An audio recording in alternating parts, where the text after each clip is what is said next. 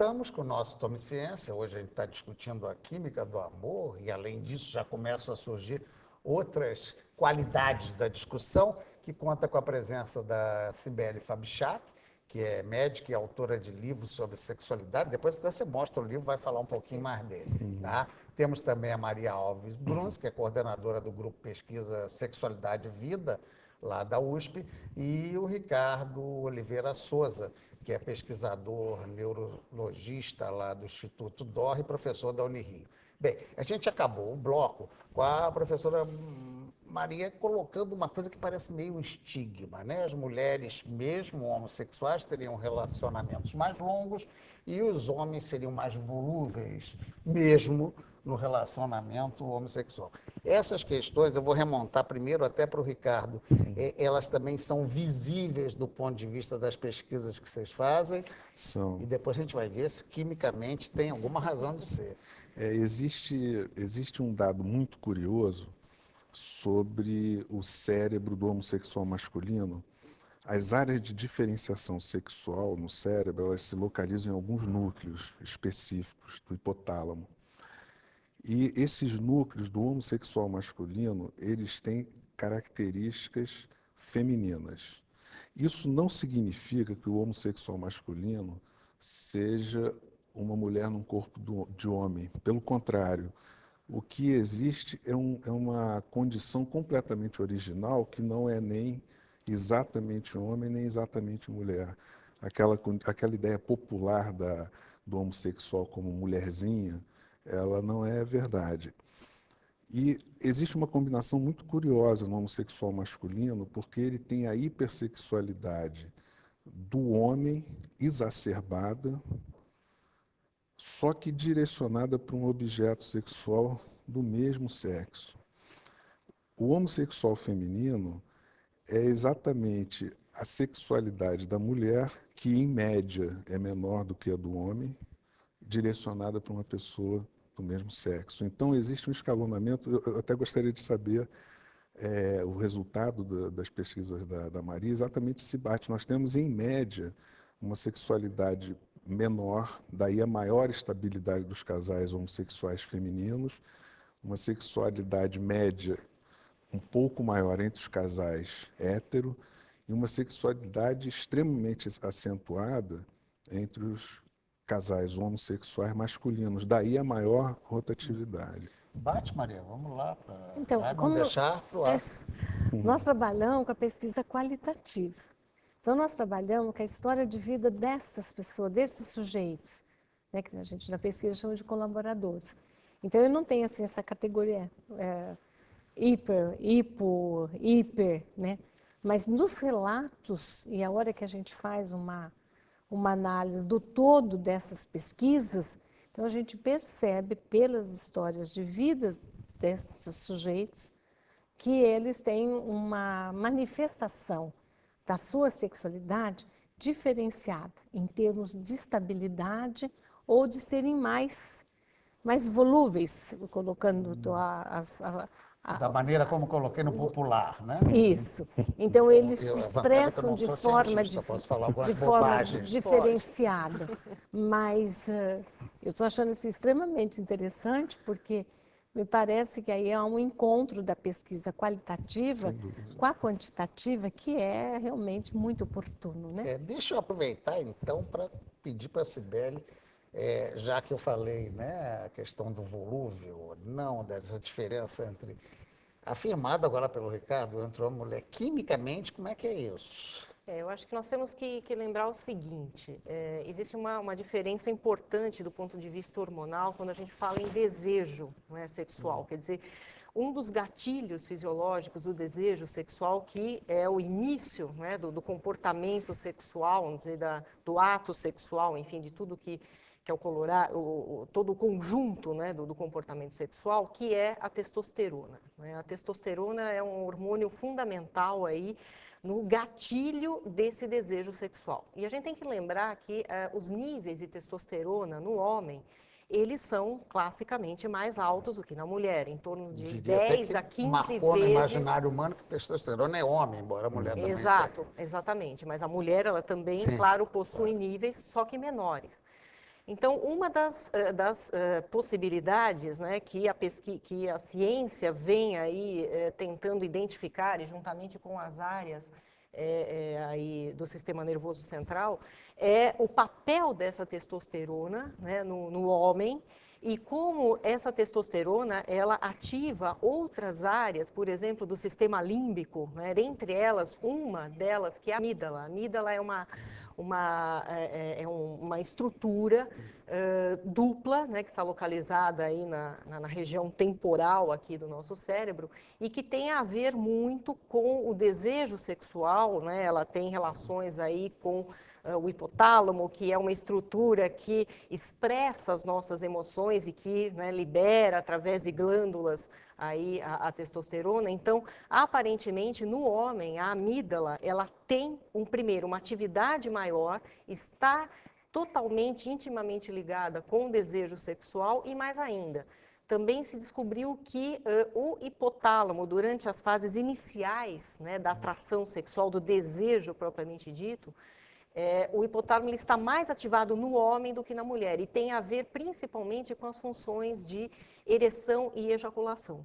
Né? Então, mas no caso específico da primeira discussão, de certa maneira, o que eu chamei de ser meio volúvel ou menos constante, vamos dizer assim, se justifica por aí? Existem linhas de pesquisa que tentam justificar a partir dessa diferença hormonal, né, não só da testosterona, mas principalmente por ela, e pela atividade maior ou menor de determinadas estruturas, né, do sistema límbico, que é a nossa central das emoções.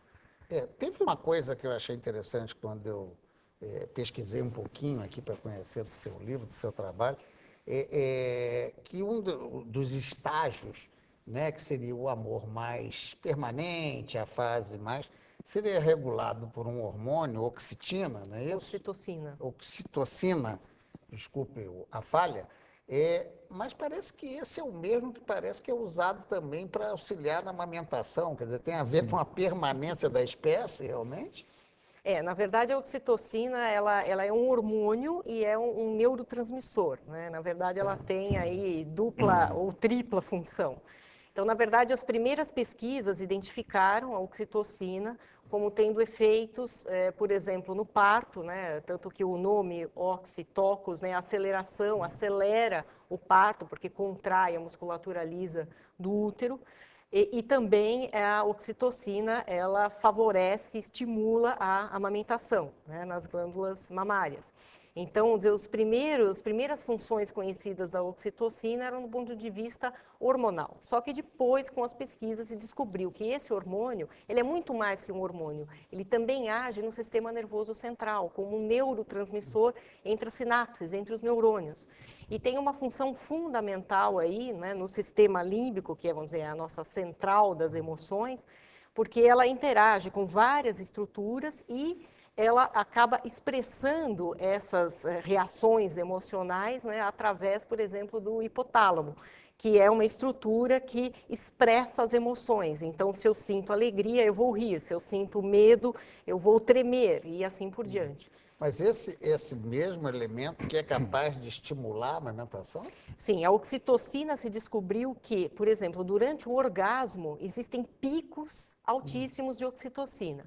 Porém, há diferenças entre os feminino, sexos. no caso. Feminino e... Masculino também? Só que assim, a oxitocina, na verdade, ela tem uma irmã gêmea, né, uma molécula irmã gêmea, que é a vasopressina, que está presente mais no homem e menos presente na mulher. É a oxitocina mais no homem do que na mulher, mas elas praticamente, do ponto de vista molecular, são muito semelhantes.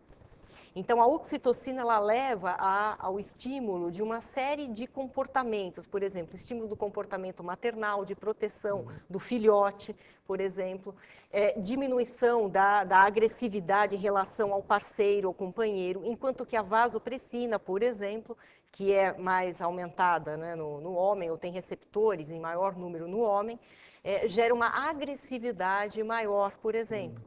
Mas o fundamento aí é que a oxitocina ela tem altos picos durante o orgasmo e ela desencadeia, por sua vez, a liberação de um outro neurotransmissor que é fundamental aí no sentimento de prazer que advém justamente da criação do vínculo e do ato sexual, por exemplo, que é a dopamina, né? A dopamina é... A dopamina que é muito conhecida no exercício, né? Isso, como as endorfinas também. E é justamente esta que gera aí todo um conjunto de sensações cujo final é o prazer. Tá, antes da gente tocar nesse assunto, vou até deixar ele para depois, porque daqui a pouco a gente vai ter que entrar naquela abertura, né? O que eu chamei ali da droga que mantém junto, né? Mas deixa eu perguntar aqui a Maria Alves, como é que fica essa questão dessa permanência no casal? Quer dizer, essa tendência da mulher que gera, que dá continuidade à espécie, é um fator que solidifica essa ideia de maior permanência das relações, realmente? As Como minhas a gente tá- pesquisas, a gente foca em gênero e nós trabalhamos pela perspectiva, por exemplo, cultural, inclusive do paradigma patriarcal. Então, por exemplo, existe toda essa parte que a Cibele está colocando, sem dúvida, inclusive de uma maneira bela, ela expõe, mas, por outro lado, nós temos uma sociedade que foi criada, que se estruturou em termos de relações de gênero, criando-se, reforçando, né, essa parte instintiva que a pessoa traz no seu si mesmo, pelo mito, inclusive, do amor materno. E dentro dessa construção, esse mito realmente se materializa e, nesse momento histórico nosso, existem, inclusive, já países que estão se preocupados com várias mulheres que também já não querem mais ter a experiência da maternidade. Então, eu vejo assim, muito interessante, porque essas pesquisas, né, que realmente comprovam, e é verdadeiro, você se comprova pela perspectiva quantitativa, a qualitativa vem e diz, olha, nós temos estruturas de comportamento que nós internalizamos e que modificam a nossa maneira de ser.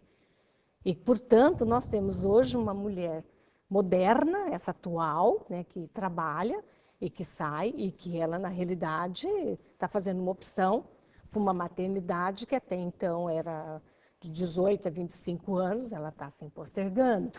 É verdade. Então, são situações que nós temos comprovado, comprovação não, porque eu acho que eu falo de horizontes.